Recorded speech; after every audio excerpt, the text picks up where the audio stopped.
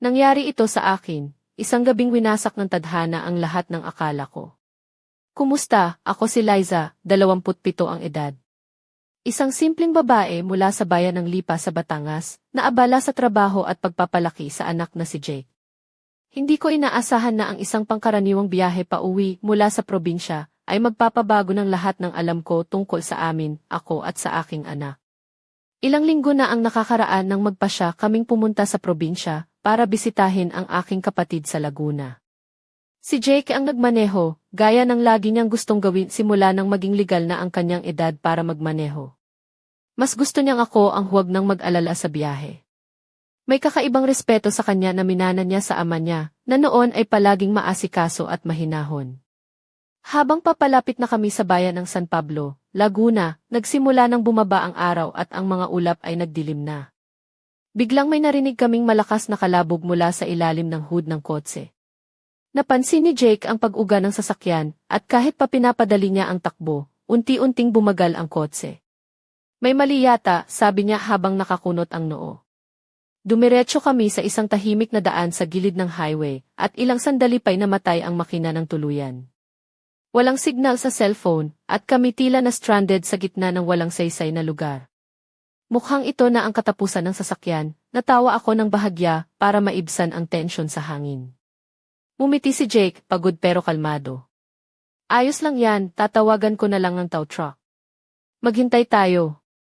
Lumabas siya ng sasakyan at itinaas ang telepono niya para makahanap ng signal.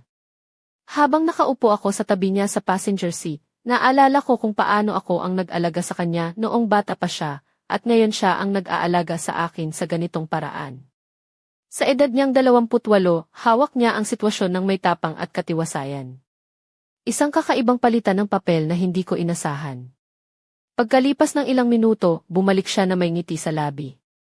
Maganda ang balita. May nakita akong maliit na pensyon sa may bayan, mga 2 kilometro lang dito. Magbubuk ako ng kwarto doon para sa gabi, at bukas ay ayusin natin ang sasakyan. Napangiti ako, naisip ang isang maliit na lugar na mapagpapatulan sa kalagitnaan ng gabi.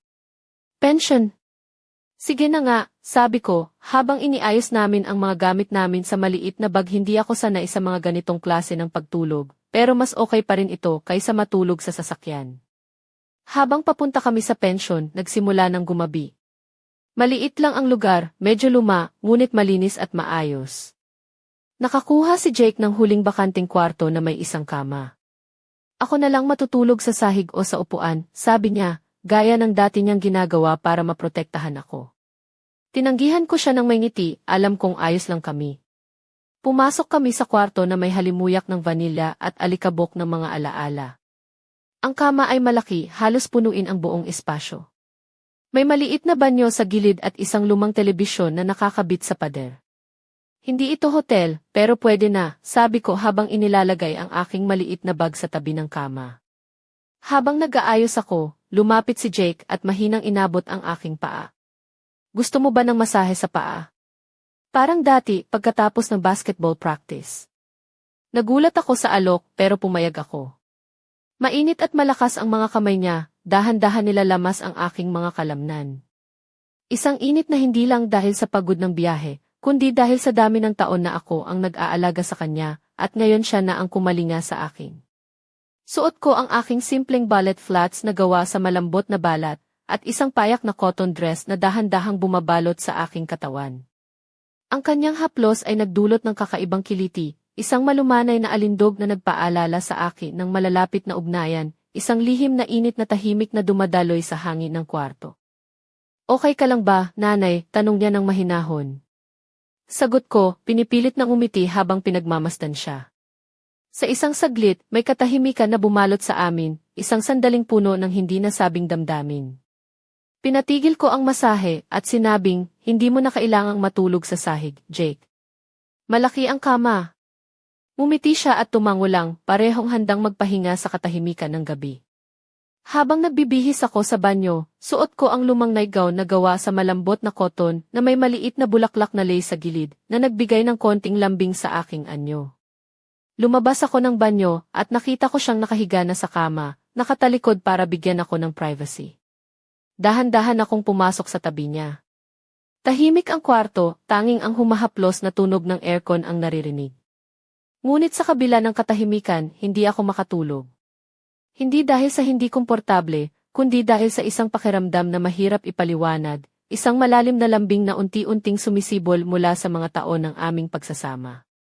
Nakayuko ako, nakatitig sa kisam habang iniisip kung paano nagbago ang lahat sa isang gabing may sirang sasakyan at isang maliit na pensyon sa gitna ng wala. Hindi ko alam kung ano ang susunod, pero alam kong may nagbago na. Ngunit bago ko pa mapag-isipan ng husto, narinig ko ang mahinang tinig ni Jake. Hindi ka patulog, Nay? Tumango ako, halos bulong. Hindi pa. Lumiko siya sa akin, nakasuporta ang ulo sa kamay. Sa liwanag ng neon sign sa labas, nakita ko ang kanyang mga mata na puno ng isang bagay, hindi basta pag-aalala, kundi isang bagong uri ng pag-unawa. Nakakabaliw ito, Nay, bulong niya. Yung sasakyan na sira, nagkakwarto tayo sa maliit na pensyon, at dito tayo na stranded. Tayo lang tayo. Napailing ako, napangiti.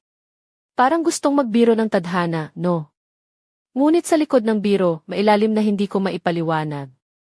Sa gitna ng katahimikan, unti-unti kaming nagbukas sa isa't isa sa paraang matagal na naming hindi naramdaman. At doon nagsimula ang isang gabi na hinding-hindi ko malilimutan. Minsan ba, may gabing biglang lumilipad ang mundo sa ilalim mo? Ganon ang nangyari sa akin. Kumusta ulit, ako si Liza, 27. Sa probinsya kami ng anak ko, si Jake, sa bayan ng Lipa, Batangas. Nagsimula ang lahat ng magkaproblema ang sasakyan namin sa gitna ng biyahe pauwi mula Laguna.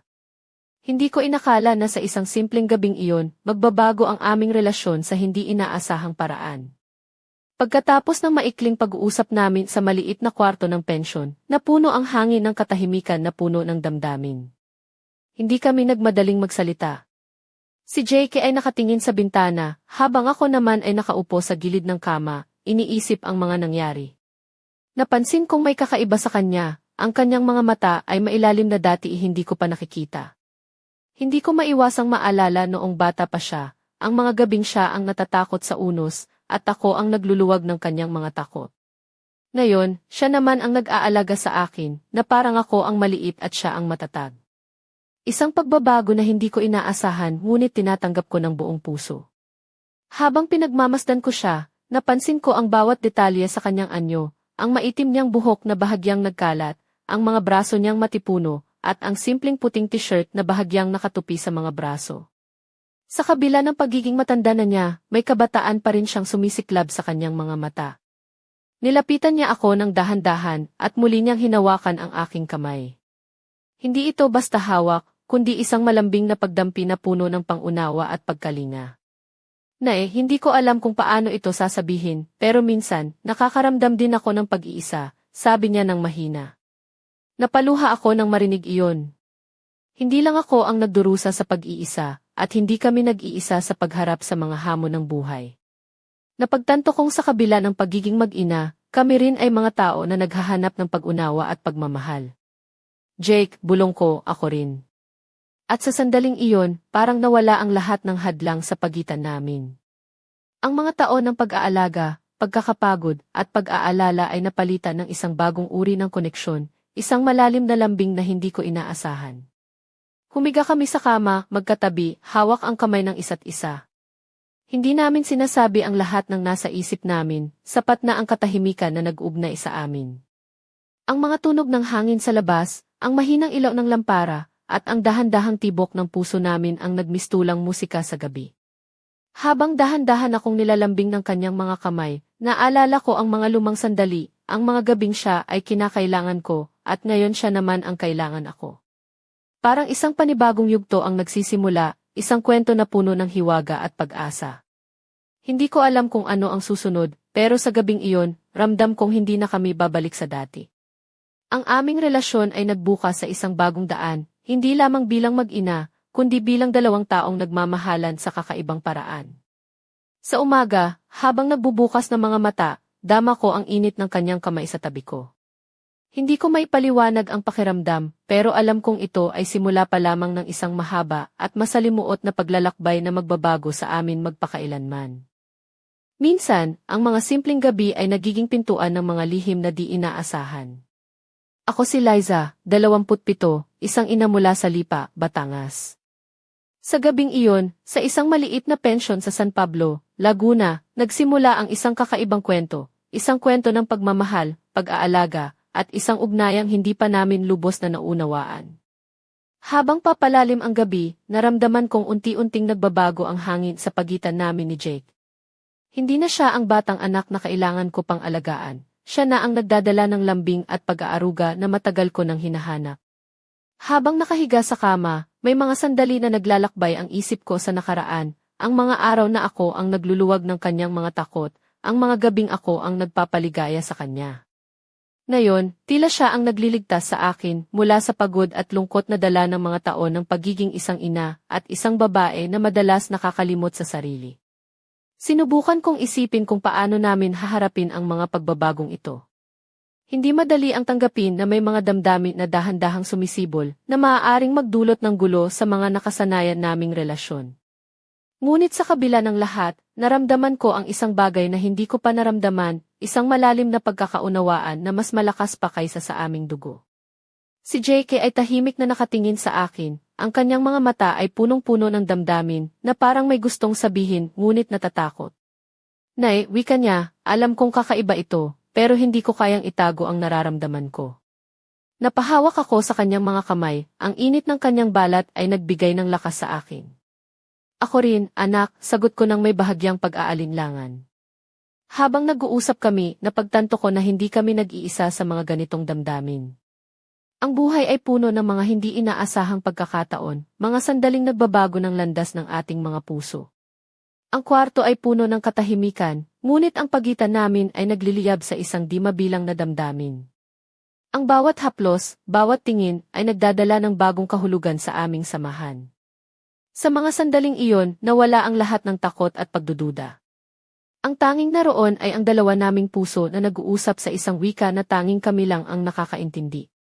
Hindi ko alam kung ano ang mangyayari bukas, ngunit alam kong ang gabing iyon ay isang simula ng isang kwento na puno ng hiwaga, pag-asa, at isang pag-ibig na hindi kayang ipaliwanag ng mga salita. Habang unti-unting natutulog kami, hawak pa rin namin ang mga kamay ng isa't isa, handang harapin ang anumang darating na bukas, magkasama, sa kabila ng lahat. Minsan, ang isang simpleng kalagayan ay nagiging simula ng isang hindi inaasahang paglalakbay.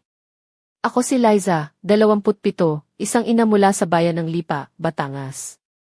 Ang gabing iyon sa isang maliit na pensyon sa San Pablo, Laguna ang nagbukas ng pinto para sa isang kwento na magbabago sa aming buhay ni Jake. Ang anak kong lalaki na ngayon ay lalaking matatag pero may dalang mga lihim at damdaming hindi ko pa lubos na naunawaan.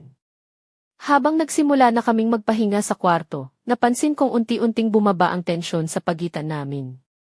Si Jake ay nakatingin sa kisam habang ang kanyang mga kamay ay nakahawak sa akin.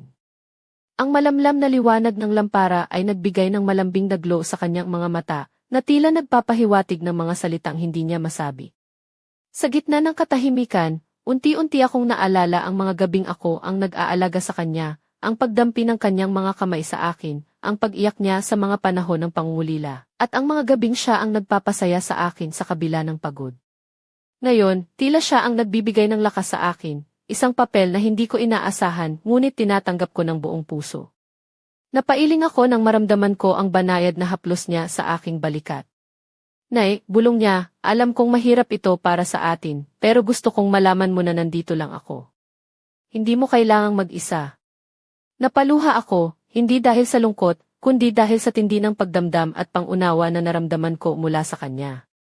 Ang mga taon ng pagiging ina, ng pag-aalaga ng mag-isa, ay biglang nagkaroon ng kapalit, isang pagkakaunawaan na mas malalim kaysa dugo. Muling niyakap ko siya ng mahigpit, at sa sandaling iyon, naramdaman kong hindi kami nag-iisa sa laban ng buhay. Ang aming mga puso ay nagsimula ng magsalita sa isang wika na tanging kami lang ang nakakaintindi, isang wika ng pagmamahal, pagtanggap at pag-asa. Hindi ko maipaliwanag ang mga damdaming bumalot sa akin, isang halo ng takot, pag-aalinlangan at pagnanasa na minsan ay tila labag sa lahat ng aking prinsipyo, ngunit hindi ko kayang itanggi ang init na dulot nito. Habang dahan-dahang humiga kami sa kama, hawak-hawak ang mga kamay, alam kong nagsisimula ang isang bagong yugto sa aming buhay.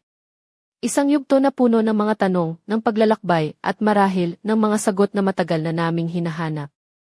Hindi ko alam kung ano ang dala ng bukas, ngunit sa gabing iyon, ramdam ko ang simula ng isang kwento na hindi namin malilimutan, isang kwento ng dalawang pusong nagtagpo sa gitna ng dilim, handang harapin ang kahit anong unos ng magkasama. Minsan, isang gabi lang ang kayang baguhin ang takbo ng buhay mo nang hindi mo inaasahan. Ako si Liza, 27, isang ina mula sa maliit na bayan ng Lipa sa Batangas. Sa gabing iyon sa isang lumang pensyon sa San Pablo, Laguna, nangyari ang isang bagay na magpapabago sa amin ni Jake, ang anak kong lalaki. Ang isang sirang sasakyan ay nagdala sa amin sa isang kwarto, kung saan unti-unting nabuksan ang pinto ng aming mga damdamin at lihim. Habang naglalakad kami papasok ng kwarto, si Jake ay may dalang maliit na bag na tila ba pinipilit niyang itago ang bigat ng kanyang nararamdaman. Naiisip ko kung paano niya ba rin nararamdaman ang pagkabagabag ng mga pangyayaring iyon, ang pagtingin sa akin bilang ina, bilang babae, bilang isang tao na matagal nang pinagdaanan ang mga pagsubok ng buhay. Pagpasok namin, nilapag niya ang bag sa tabi ng kama at inalis ang jacket niya, na nagpakita ng matipuno niyang mga braso at ang simpleng puting t-shirt na akmang-akma sa kanyang pangangatawan. Nakatingin siya sa akin nang maihalong kaba at pag-asa sa mga mata. Liza, tawag niya, gamit ang pangalan ko na matagal nang hindi niya binabanggit sa ganung paraan. Alam kong matagal na tayong hindi nag-usap ng ganito, pero hinihiling ko na pakinggan mo ako. Tumango ako, kahit na maihalong kaba ang dibdib ko. Alam kong may nais siyang sabihin, ngunit hindi ko rin tiyak kung handa ako. Ngunit sa kanyang mga mata, nakita ko ang katapatan at ang pangakong hindi niya ako sasaktan. Nay, malumanay niyang sambit, alam kong matagal mo na akong inalagaan, pero ngayon gusto kong alagaan ka rin. Hindi lang bilang anak, kundi bilang isang tao na nangangailangan ng pagmamahal at pag-unawa. Napaluha ako sa bigat ng kanyang mga salita. Hindi ito ang inaasahan kong marinig mula sa anak ko, ngunit sa kabila ng lahat, naramdaman ko ang isang bagong uri ng pagmamahal, isang pagmamahal na hindi nasusukat sa dugo lamang, kundi sa lalim ng pagkakaunawaan at pagtanggap. Inabot ko ang kanyang kamay at sa sandaling iyon, nagtagpo ang aming mga puso. Hindi na kami simpleng ina at anak lamang, kami ay dalawang tao na naghahanap ng liwanag sa gitna ng dilim, ng init sa gitna ng lamig, ng pag-asa sa gitna ng pangulila. Habang naupo kami sa gilid ng kama, napadaan ang mga alaala ng aming pinagsamahan, ang mga luha, ang mga tawa, ang mga gabi ng pag-aalaga at pangarap. At sa isang mahimbing na paghinga, naisip kong sa kabila ng lahat, kami ay handang harapin ang bagong kabanata ng aming kwento, magkasama. Hindi ko inakala na ang gabing iyon ay mag-iiwan sa akin ng ganitong kalituhan at pag-aalala. Ako si Liza, 27, isang ina mula sa bayan ng Lipa, Batangas, na abala sa trabaho at pagpapalaki ng anak.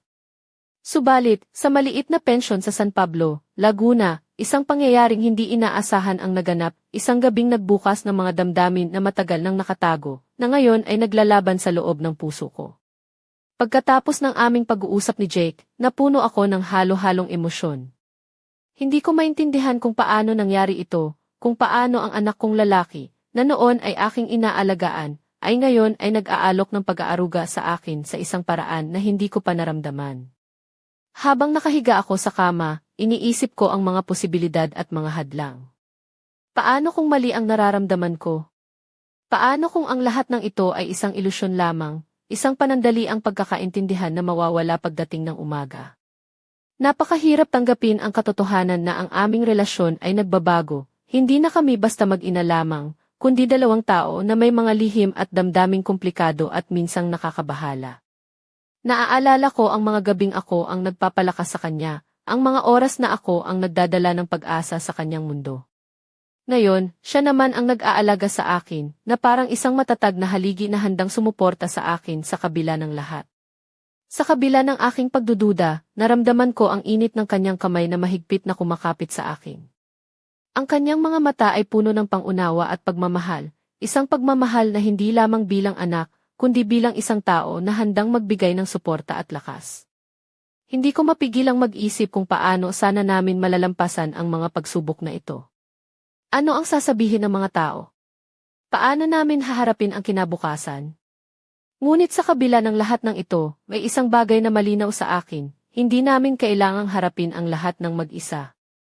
Habang dahan-dahang huminga, pinilit kong tanggapin ang mga damdamin na unti-unting sumisibol. Hindi ito madali, ngunit siguro, ito ay isang bagong simula, isang paglalakbay ng pag-ibig, pagtanggap at pag-asa na magdadala sa amin sa mas malalim na pagkakaunawaan. At sa sandaling iyon, habang hawak ang kamay ni Jake, nakaramdam ako ng kakaibang lakas, isang lakas na nagmumula sa pag-asa na kahit ano paman ang dumating, kaya naming harapin ito ng magkasama. Minsan, ang mga pangyayari na inaakala mong formal at kontrolado ay biglang sumabog sa isang hindi inaasahang sigla. Ako si Liza, 27, isang ina mula sa Lipa, Batangas. Sa gabing iyon sa maliit na pensyon sa San Pablo, Laguna, nangyari ang isang bagay na hindi ko inakala, isang lihim na unti-unting sumilip mula sa dilim ng aming mga damdamin. Habang kami ni Jake ay nakahiga sa kama, hawak ang mga kamay ng isa't isa, naramdaman ko ang bigat ng kanyang paghinga na tila mas mabilis kaysa dati. Ang kanyang mga mata ay nakatuon sa akin, puno ng kakaibang ningning na hindi ko pa nakikita. Bulong niya, may gusto akong sabihin. Hindi ito madali para sa akin, pero hindi ko na kayang itago. Napangiti ako ng bahagya, naghanda sa kung anuman ang sasabihin niya. Ngunit ang kanyang susunod na mga salita ang nagpaikot ng aking mundo. Hindi lang ito tungkol sa pagiging mag-ina natin. May mga bagay na hindi ko maintindihan tungkol sa sarili ko, pero nararamdaman ko ang isang bagay na mas malalim. Hindi ko maipaliwanag, pero gusto kong maging mas malapit sa'yo, hindi lang bilang anak. Ang mga salitang iyon ay parang kidlat na tumama sa aking dibdib. Hindi ko inaasahan na marinig mula sa anak ko ang ganitong pahayag, isang pahayag na nagbukas ng mga pintuan ng pagdududa, takot, at isang kakaibang pagnanasa na matagal ko nang nililihim sa sarili. Nahila ako ng isang bagyong di maipaliwanag, ang puso ko ay nagduduwal sa kalituhan, ngunit sa kabilang dako ay may init na unti-unting kumakalat sa buong katawan ko. Napawi ang lahat ng katahimikan sa kwarto nang dahan-dahang lumapit si Jake sa akin, ang kanyang mga mata ay puno ng pag-asa at pangamba. Alam kong ito ay labag sa lahat ng ating mga prinsipyo, pero hindi ko na kayang itago ang nararamdaman ko. Patawarin mo ako kung nagdudulot ako ng sakit, pero kailangan kong maging tapat. Hindi ko alam kung ano ang sasabihin o gagawin. Ang dibdib ko ay nanginginig, ang isip ko ay naglalaban ng mga tanong at emosyon. Ngunit sa kabila ng lahat, naramdaman ko ang isang kakaibang koneksyon, isang ugnayan na hindi basta-basta mawawala. Sa gabing iyon, nagsimula ang isang kwento na puno ng mga lihim at pagdududa, isang kwento na maglalagay sa amin sa isang landas na puno ng pagsubok at pag-asa. Hindi ko alam kung paano matatapos ang gabing ito. Ngunit isang bagay ang malinaw, ang aming relasyon ay hindi na magiging katulad ng dati. Ang mga hangganan ay unti-unting naglalaho at ang puso namin ay naglalakbay sa isang bagong daan na puno ng misteryo at damdamin. May mga sandali sa buhay na parang bumabagsak ang mundo mo at sa gitna ng pagkawasak, may liwanag na hindi mo inaasahan. Ako si Liza, 27, isang ina mula sa bayan ng Lipa, Batangas. Sa maliit na pensyon sa San Pablo, Laguna, naganap ang isang gabing nagbukas ng mga pintuan ng damdamin na matagal ko nang tinatago. Pagkatapos ng matinding pag-amin ni Jake, naramdaman ko ang bigat ng kanyang mga salita na bumalot sa buong kwarto. Ngunit sa halip na umatras, unti-unti akong lumapit sa kanya, ang damdamin ay naghalo ng takot, pag-aalinlangan, at isang kakaibang init na hindi ko maipaliwanag. Jake, mahina kong tinawag ang kanyang pangalan. Hindi ko alam kung paano haharapin ito, pero nararamdaman ko rin ang isang bagay na matagal ko nang tinatago. Napatingin siya sa akin, may halong pag-asa at takot sa mga mata. Gusto kong malaman mo na hindi ito tungkol sa paglabag o kasalanan. Ito ay tungkol sa pagkilala sa ating mga puso, sa mga damdaming matagal na nating inilihim. Habang magkatabi kami sa kama, unti-unting nawala ang mga pader ng pag-aalinlangan. Ang bawat haplos, bawat tingin, ay nagdala ng kakaibang lambing at init na hindi ko inaasahan. Napagtanto ko na ang aming relasyon ay hindi na basta mag-ina lamang. Ito ay naging isang masalimuot na kwento ng pag-ibig, ng pag-aalaga, at ng pangunawa na lumalampas sa lahat ng mga hangganan na dati naming pinaniniwalaan. Ngunit ang bawat sandali ng kaligayahan ay may kaakibat na takot. Takot na baka kami mabigo, takot na baka ang mundo ay hindi handa sa aming kwento, at takot na baka ang aming mga puso ay masaktan. Ngunit sa kabila ng lahat, pinili naming yakapin ang bawat sandali ng magkasama. Sa mga bisig ng isa't isa, natagpuan namin ang lakas upang harapin ang mga hamon na darating. Habang unti-unting lumalalim ang gabi, naramdaman ko ang isang bagong uri ng kapayapaan. Isang kapayapaan na nagmumula sa pagtanggap at pagmamahal, kahit na ito ay kakaiba at mahirap intindihin. Ang aming kwento ay nagsimula sa isang sirang sasakyan at isang maliit na pensyon, ngunit ito ay naging simula ng isang paglalakbay na puno ng mga lihim, pangarap at pag-asa na hindi namin inaasahan. Hindi ko alam kung ano ang magiging bukas, ngunit sa gabing iyon, ramdam ko ang isang pagbabago na magpapabago sa amin magpakailanman. Minsan, ang isang gabing puno ng lihim ay nagiging sandali ng walang hanggang alaala. Ako si Liza, 27, isang ina mula sa Lipa, Batangas. Sa maliit na pensyon sa San Pablo, Laguna, ang gabing iyon ay naging simula ng isang kwento na hindi ko makakalimutan. Habang unti-unting lumalalim ang gabi, ang kwarto ay napuno ng kakaibang enerhiya, isang halo ng init, takot, at pagnanasang matagal nang itinago sa ilalim ng mga taon ng responsibilidad at pag-aalaga. Ang mga kamay namin ni Jake ay nagtagpo, ang mga mata ay nag-usap ng hindi nagsasalita. Ang init ng kanyang haplos ay dumaloy sa aking balat, nagdulot ng isang sensasyong hindi ko maipaliwanag pero lubos kong naramdaman. Sa bawat sandali, ang aming mga damdamin ay naging mas matindi, mas malalim. Hindi na ito simpleng pagmamahal ng ina at anak, kundi isang bagay na masalimuot, puno ng mga emosyon na naglalakbay sa pagitan ng pagkakaunawaan at pagnanasa. Naramdaman ko ang tibok ng puso ko na lumalakas, ang paghinga na nagiging mas mabilis, ang init na unti-unting kumakalat sa buong katawan. Para bang ang oras ay huminto at kami lang ang umiira sa isang mundo na puno ng lihim at pangako. Ang bawat haplos ay nagdala ng kakaibang kiliti, isang lambing na tila ba isang lihim na sulyap sa isang panibagong mundo, isang mundo kung saan ang aming mga puso ay nagsimula ng magsalita ng may tapang at katapatan. Ngunit sa kabila ng init at lambing, may kaakibat na takot, takot sa kung ano ang maaaring mangyari, takot sa paglabag sa mga hangganan ng lipunan, at takot sa mga pagbabagong dala ng damdaming ito. Ngunit hindi namin piniling umatras. Sa halip, pinili naming yakapin ang bawat sandali, bawat haplos, at bawat paghinga na nag-ugnay sa amin sa isang paraan na hindi namin inaasahan. Ang gabing iyon ay naging isang obra maestra ng damdamin, isang simula ng isang kwento na puno ng pag-ibig, pag-aalaga, at mga lihim na kailangang tuklasin. Hindi ko alam kung ano ang mangyayari sa amin, ngunit isang bagay ang sigurado, ang gabing iyon ay nag-iwan ng bakas sa puso ko na hindi kailanman mawawala. May mga gabi na hindi mo malilimutan, gabi na ang bawat sandali ay puno ng hiwaga, pagnanasa, at pangakong hindi mo inaasahan. Ako si Liza, 27, mula sa maliit na bayan ng Lipa, Batangas. Sa simpleng pensyon sa San Pablo, Laguna, ang gabing iyon ay nagbukas ng pinto ng isang bagong mundo para sa akin at sa anak kong si Jake. Nang magbukang liwayway, ang liwanag ng araw ay dahan-dahang pumapasok sa aming kwarto. Hinaplos ang bawat sulok na dati puno ng mga lihim at damdaming naglalaban. Si Jake ay mahimbing na natutulog sa tabi ko, ang kanyang kamay ay malumanay na nakadampi sa aking braso.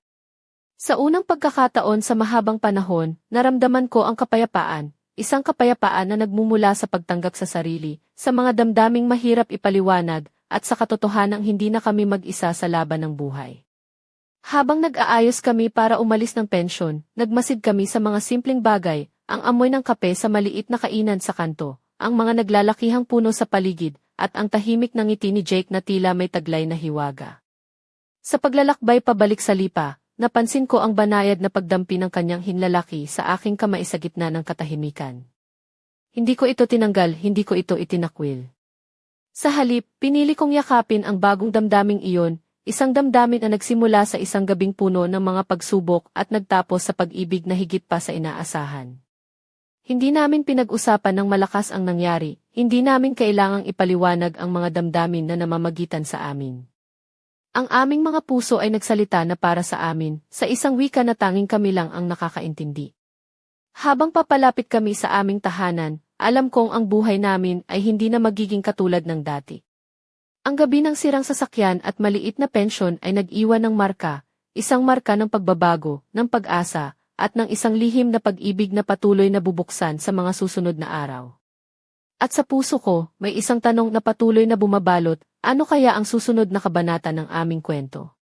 Ang sagot ay nasa hangin, naghihintay na tuklasin. Ngunit isang bagay ang tiyak, ang kwento namin ay hindi pa tapos, at ang bawat sandali ay puno ng pangakong magpapatuloy.